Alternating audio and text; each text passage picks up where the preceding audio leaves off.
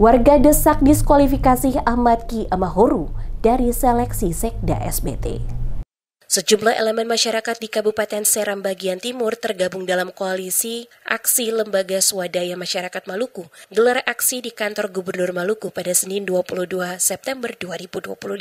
Dalam aksi tersebut, mereka mendesak panitia seleksi agar mendiskualifikasi pelaksanaan harian atau PLH Sekretaris Daerah SBT Ahmad Ki Amahoro dari pencalonan Sekda definitif. Desakan ini disampaikan lantaran kebijakan Amahoro dinilai kontroversial dan merugikan masyarakat. Koordinator lapangan Usman Bugis dalam orasinya secara tegas mengatakan masyarakat menyoroti sejumlah masalah yang muncul selama kepemimpinan Amahoro sebagai PLH Sekda.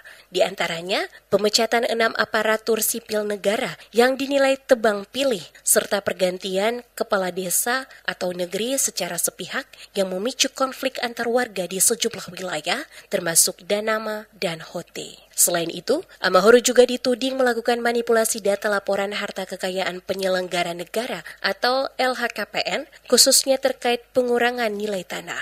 Pendemo juga menilai Amahoro gagal menegakkan aturan secara adil terhadap ASN yang mangkrik. Mereka mencontohkan kasus ASN bernama Siti Juleha Sehwaki yang tidak bertugas selama 12 tahun namun tidak mendapat sanksi, serta Siti Masita Sandia yang juga luput dari tindakan tegas. Desakan lainnya, Menteri Dalam Negeri diminta memberhentikan Amahoro dari jabatan PLH Sekda karena dianggap merusak tatanan adat di SBT, terutama dalam pergantian kepala negeri adat yang tidak sesuai dengan norma adat dan silsilah atau mata rumah parenta. Ketika dia dilantik menjadi PLH selama 4 bulan, dia dengan sewenang-wenangnya mengganti caretaker kepala desa-desa definitif, mengganti raja-raja di desa di Kabupaten SBT dengan mata rumah lain yang bukan dari garis mata rumah perintah.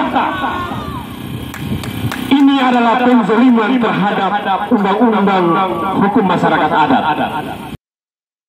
Dalam aksi tersebut juga meminta Gubernur Maluku membatalkan Memorandum of Understanding atau MOU terkait Participating Interest atau PI 10% antara Bupati SBT dan Gubernur Maluku yang dinilai tidak melibatkan DPRD SBT.